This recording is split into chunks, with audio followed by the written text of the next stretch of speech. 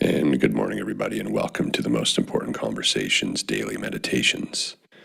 We host these meditations Monday through Friday, and the overarching theme of the meditations is liberation.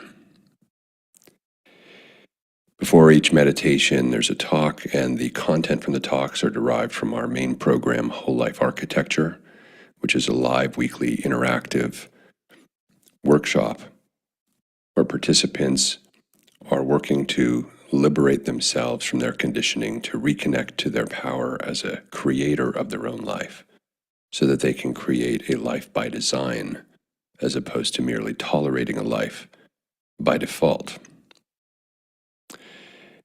And as we get started this morning, I want to talk about something that is incredibly important on the journey to liberation.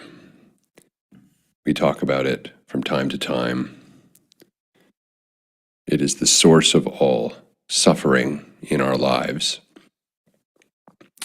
Even if you don't think that in your life you are suffering by any sort of objective standard, any dissatisfaction is a form of suffering. Any non-alignment in your life is a form of suffering. And the source of our suffering comes down to attachment. Attachment about how things are supposed to go, what things are supposed to look like, who I'm supposed to be about it, what's supposed to happen if I be about it this way.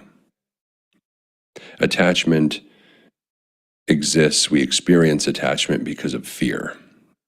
Fear of the unknown, fear of the risk associated with the unknown, fear of being alone as we broach the unknown, and in some cases, even fear of being powerful if we learn to be with the unknown. But the unknown for human beings creates a state of fear, and because of that fear, we get attached to people, places, things, ideas. We begin to covet and sort of hoard people, places, and things. We surround ourselves with people, places, things, and ideas. We get attached to our belief systems, our stories, anything to fill the void of the unknown. And yet, it is only in the unknown that any pure creativity can exist, can emerge from. And so in a way, when we get attached, what's really at the source, or what is the result of this, is we end up being afraid of being as powerful as we actually are. Attachment is when we become enslaved to anything because we believe it will protect us from the unknown. Attachment is a form of self-induced slavery. And we're unable to live, as the Hindus say, like a lotus leaf in the waters of life, without being touched by it or polluted by it. Living without attachment is living free from the encumbrances of life. This is what we mean by liberation. We're liberated from the attractions and the distractions that life has to offer. Not that we don't enjoy them or participate, but we're unattached. We've talked before here about being unattached but committed. Committed and unattached as a way of navigating being in the world but not falling into the of it category, being in it but not of it. When we're free from the encumbrances of life in its attractions and distractions, when we're liberated from needing to collect them to make us feel safe from the unknown, by actively developing equanimity and self-awareness, this is how we start to liberate ourselves. Attachment means holding on to things so dearly as if you can't even live without them, or as if your very happiness, your very existence depends on them. We quickly fall into a trap of confusing our life with our lifestyle, and any threat to our lifestyle we conflate as being a threat to our life.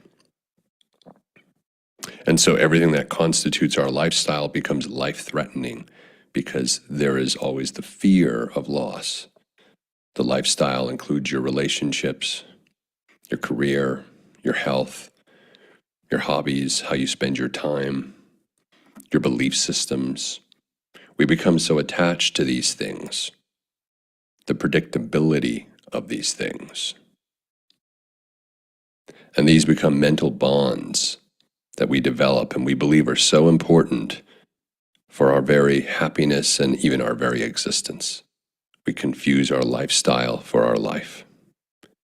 They're the invisible strings that tie us to the external world and its myriad of attractions that we experience through the sense organs. Your attachments are part of your consciousness. They bind you to the sensory world, and they limit your vision, your knowledge, your self-knowledge, and your awareness, your self-awareness. They determine your actions, your reactions, and your inactions, your joys and sorrows, and your successes and failures. When you're attached to things, it takes control of your life, your body, your mind, your emotions, all of your senses. Attachments begin to define your life, your personality and destiny, and you find you start to contort yourself, bending to your attachments as opposed to flowing from what comes naturally from your natural creator self. Attachments limit our freedom, they limit our awareness. These emotional fixations eventually become stories.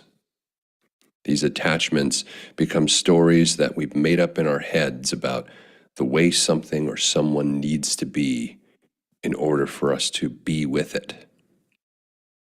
The somethings or someones aren't the story we project onto them, and there's no way that anything needs to objectively be. These are the stories.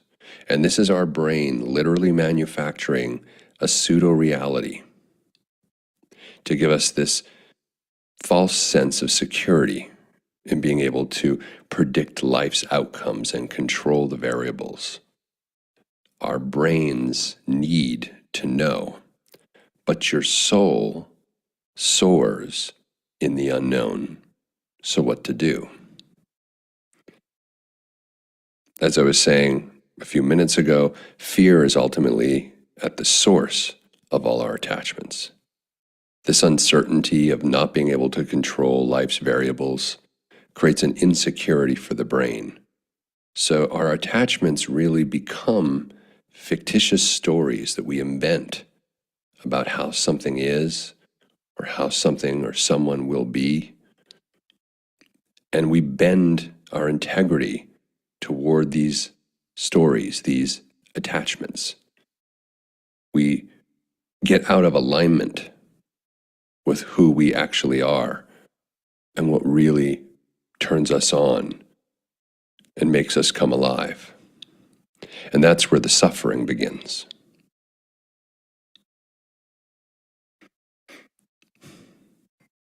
In the Buddhist tradition, the Buddha acknowledges attachment as the root of all suffering.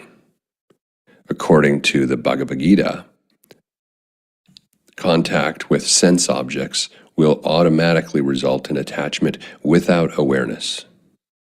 And from attachment arises desires, and from desires comes anger, and anger leads to delusion, according to the Bhagavad Gita.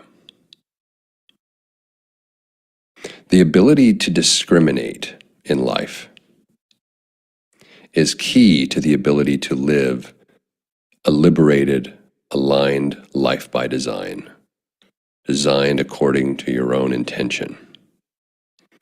And according to the Bhagavad Gita, it is attachment that ultimately leads to the loss of our ability to discriminate. to be able to determine what is alignment and what is out of alignment. And when we are out of alignment with our true self, we have lost integrity. By this I mean workability. Our life no longer works. There's no integrity, there's no workability in a life where we're at our source one type of person and superficially living as though we are another. This does not create workability. Influenced by our attachments and desires, we then come under the influence of our sense organs and try to distract ourselves from the real purpose of life by seeking and accumulating people, places, things, ideas, and beliefs. We live and act as if our lives depend upon fulfilling all of this lack that we sense we have with anything we can get our hands on, with the people, places, things, ideas, the beliefs, the building up of defenses against the perceived pain and suffering that comes from the unknown when it's in fact the reverse. It is our attachments that create the pain and suffering, not the unknown.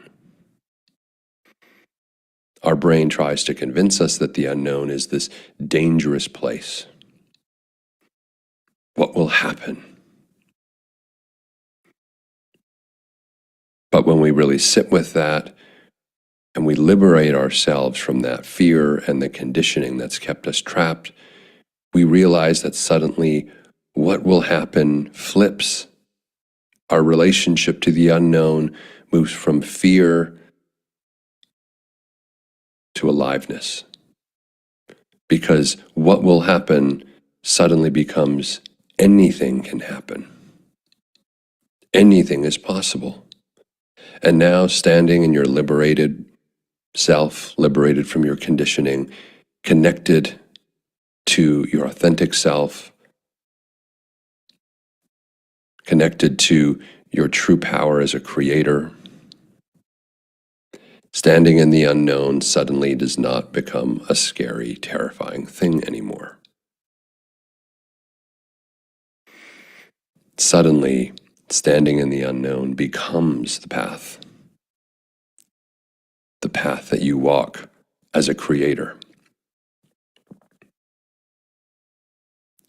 where your thoughts and beliefs become tools of creativity,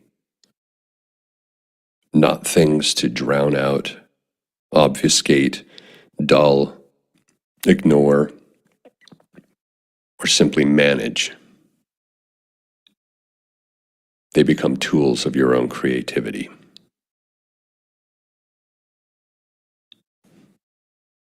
So many of us are desperately striving to secure our lives against the vagaries of life through our collection of people, places, things, ideas, and beliefs. This, in and of itself, is a belief that becomes so ingrained in our consciousness, we begin to accumulate things, people, places, and things even when we don't need them. It's about shoring up our defenses against the unknown. It's the equivalent of gripping and closing your fist and trying to keep it clenched for your entire life. It's much easier. In fact, it's impossible to keep a hand clenched for very long, and it's much easier to just open your hand and let it just relax open. Are you a clenched fist in your life? Or are you an open hand? Are you all pent up, anxious, fear-based, hedging, calculating, bending and contorting yourself to control every variable that you can ostensibly get your hands on, and then gripping onto it? Or are you an open hand, open to possibility, able to flow with it, allowing the unknown to spark that creative impulse within you to fill the unknown with your own possibilities, your own creation, your own path, creating a life by design, no longer merely tolerating a life by default. As we move into our meditation this morning, that's what I'd like to leave you with as a question. Where in your life are you a gripping, clenching fist, trying to control the variables, unwilling, unrelenting to allow life to flow and to blossom, unrelenting and not letting yourself approach the unknown of life as a magical experience, as an open hand. And also on the other side, where in your life are you an open hand? Acknowledge yourself this morning for work that perhaps you are doing. Look back at how in that one area of your life you used to be a clenched fist, but now you are not. You're an open hand. You've connected to the Creator self, perhaps in that area. You're okay with the unknown, perhaps in that area. You're connected to possibility. You're creating a life by design in that area, perhaps. If that's the case, acknowledge that and compare the two. Something used to hold you back in one area of your life, but you became an open hand, and now you are connected to your Creator self in that area and are creating that part of your life by design. But another area, you're a clenched fist. What's going on there? What attachments are keeping you bound? What fear is having you contort yourself? And compare the two. And even just acknowledge to yourself, you can unclench the fist in that area of life too. You can let go.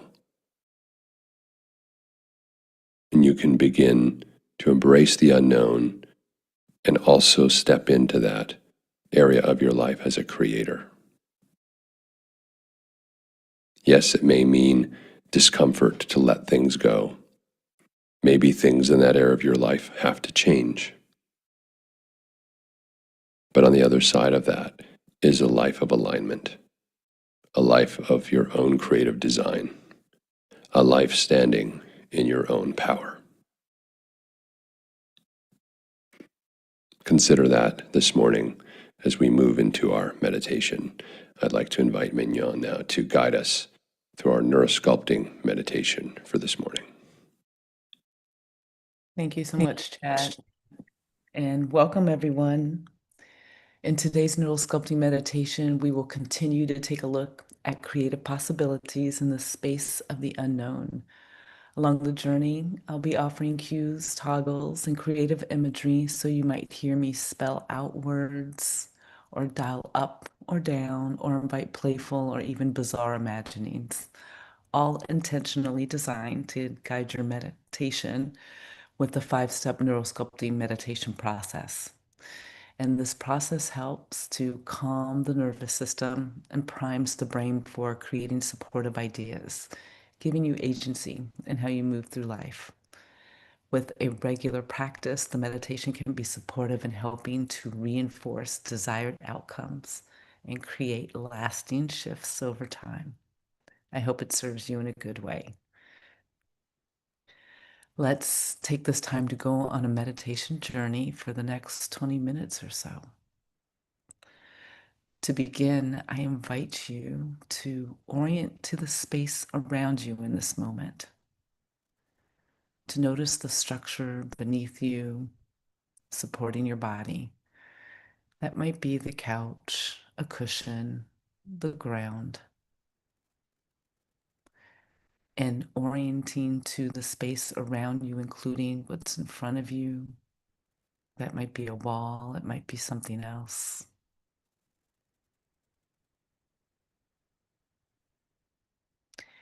and orient to what's behind you and maybe what is above.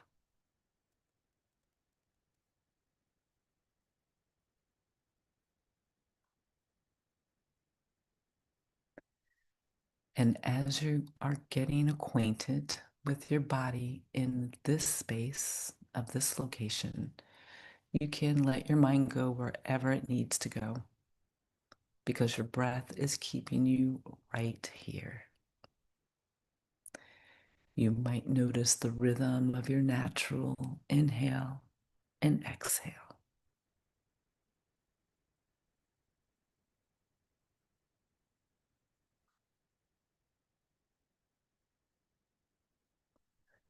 As you are noticing the flow of your breath, where do you notice it most?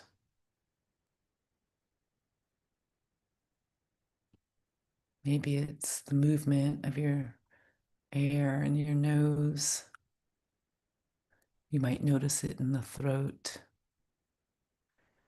Or maybe you're noticing the belly and the lungs rise on the inhale and release on the exhale.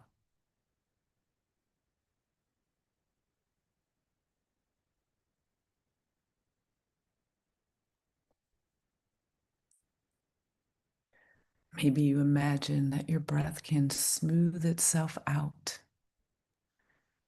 expanding your body on the inhale and relaxing on the exhale as it empties effortlessly.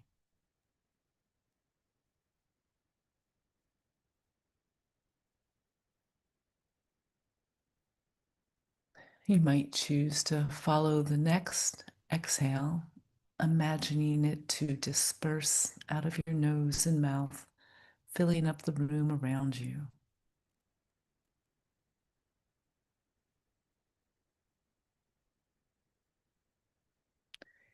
This is your breath breathing in and out, consistent, comfortable, supportive.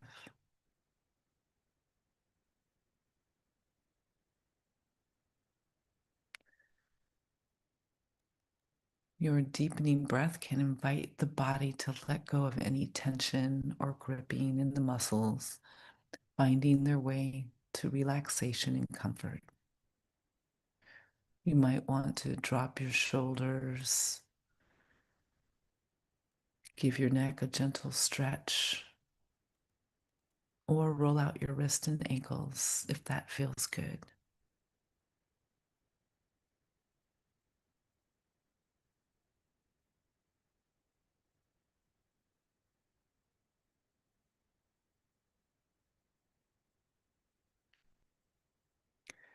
This one and only moment, your body has comfort available to it. Comfort of your breath, maybe comfort of the temperature in the room, perhaps comfort of the cushion or chair supporting you. Your most basic needs are happening in all moments. And as all of this keeps supporting you from moment to moment, you are reminded that your creative mind can go wherever you'd like it to go. What if you imagined trees and plants could move themselves? Forests were like wandering groves. Trees might migrate together like herds. Would pine trees move up and down mountainsides depending on the season? And what if you stepped outside to discover the tree out front had moved to the yard next door? How wild would that be?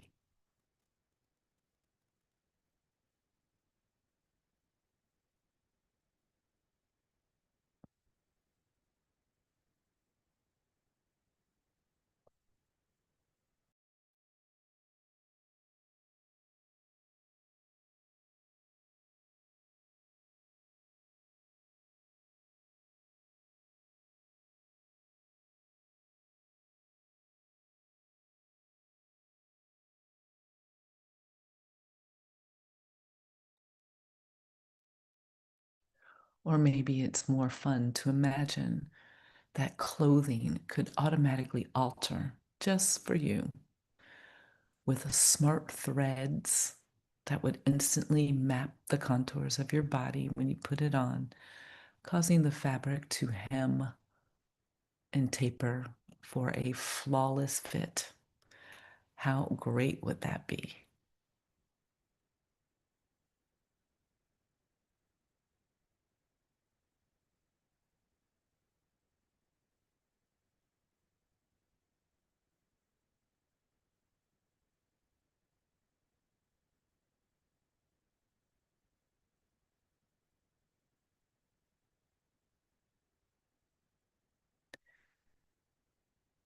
And with your creative mind able to go where it wants while your body remains comfortable and breathing, you might find extra comfort knowing that you are the author of this meditation, a meditation to explore the unknown, a future space and time, possibilities. If you could bring your awareness to an area in your life where you might be uncertain, perhaps the answers are not quite clear. Maybe there's a problem to be solved or dreams to be realized. What comes to mind?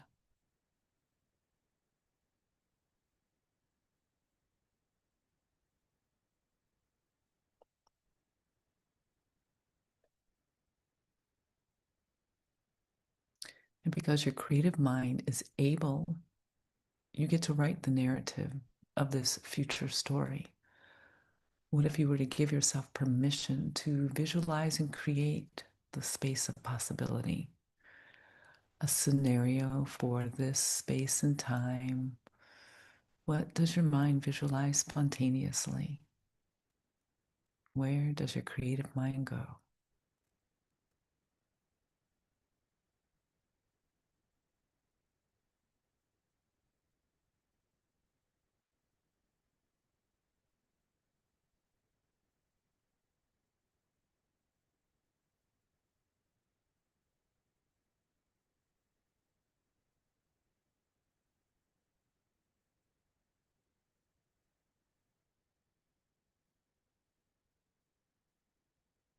In this opportunity to play in your wildest dreams, maybe of abundance or love, or a lifelong dream near and dear to your heart, or maybe something altogether different.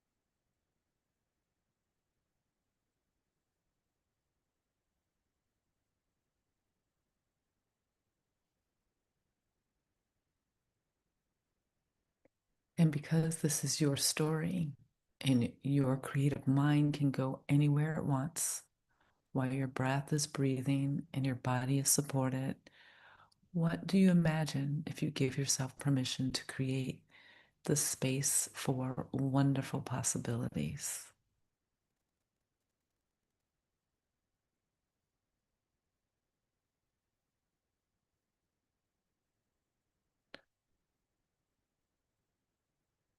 And if you could imagine a sound or vibration with this possibility, what do you hear?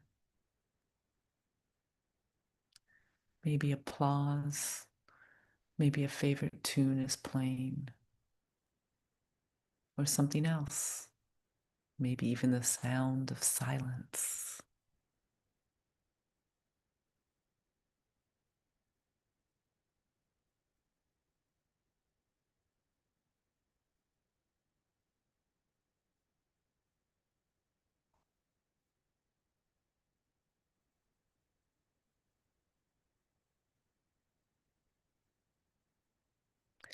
And if you could imagine a dial from 1 to 10, what is the perfect level of the sound if you imagined any at all?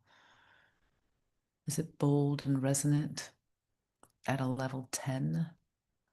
Or would dialed down to 2 at a whisper be better for you?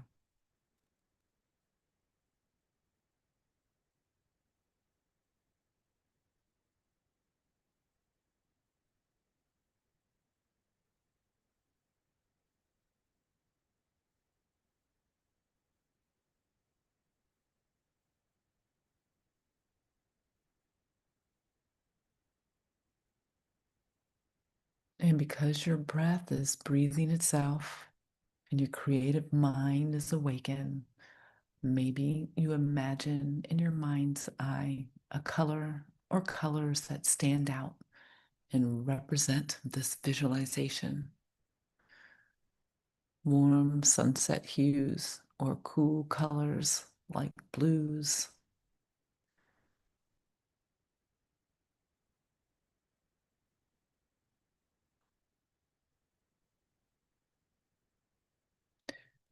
Maybe there are textures, bubbly or soft and smooth. What does your creative mind notice?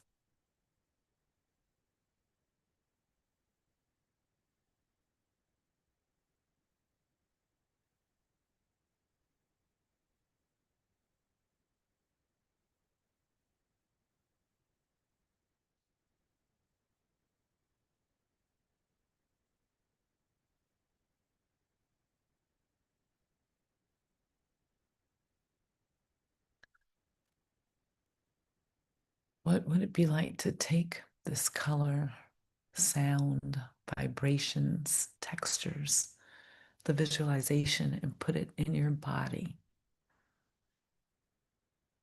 Would you put it in your hands or in your heart or in your eyes? Or maybe you imagine putting it somewhere else. Where does it work for you?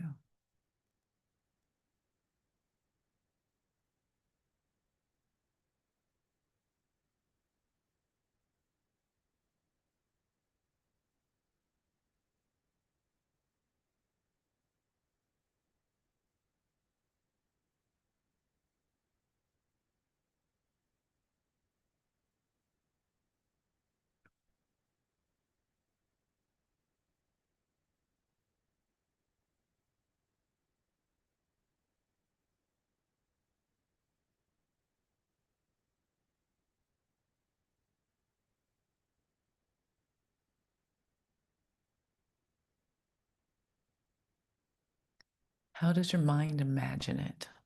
What things do you notice? Does a calm warmth expand, or do you feel comfortably anchored as you embrace the possibilities? Or something else?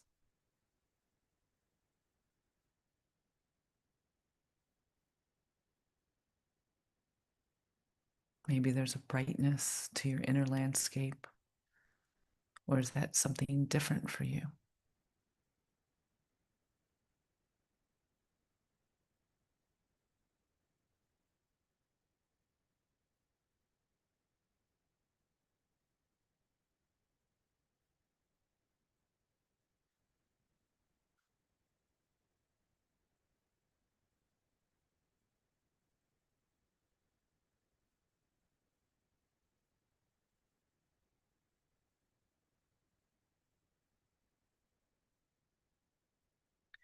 And remembering that your body listens to your narrative, so too your body is listening to the way you relate to this wonderful possibility in the tones and colors.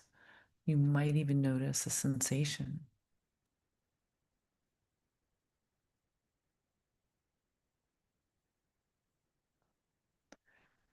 Where is your body most responsive to this experience? Maybe your being experiences a pulse that moves through your body. Maybe that's a smile on your face or a flutter in your heart, or it might be entirely different for you. It might be nothing at all.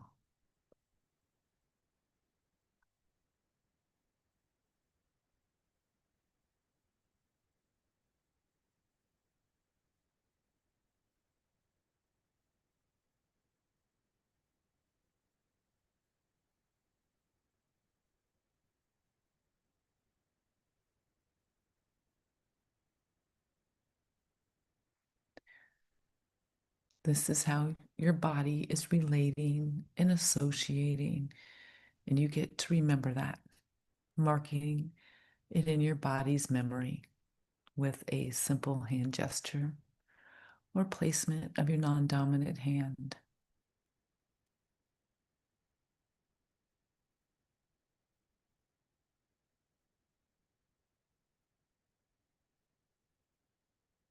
And each and every breath can integrate this experience more and more until it becomes familiar, widespread inside of you. Integrate it.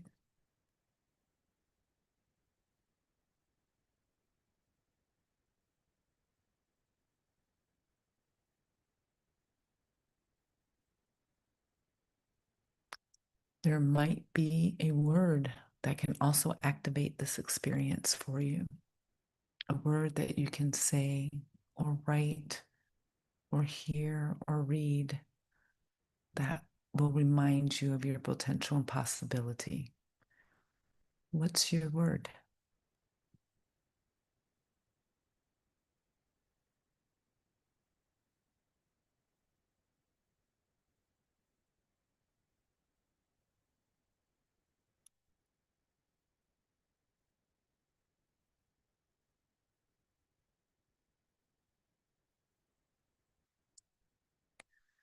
And because your body listens so well to your mind, your body may remember this future story each time you say your word or make your hand gesture. And just as your breath breathes itself, even when you're not noticing it, so too this vibration can expand even when you are not noticing it. You are invited to continue exploring this possibility, allowing the visualization to become more and more real in your inner landscape. Even as you begin to notice the sounds around you, as you slowly bring your awareness to the space you are in, allowing yourself to gently come back, ending your meditation.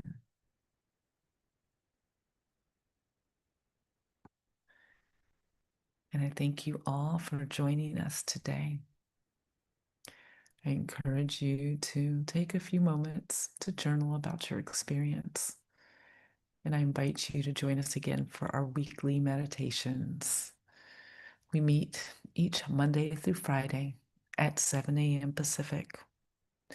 Have a wonderful weekend and be well.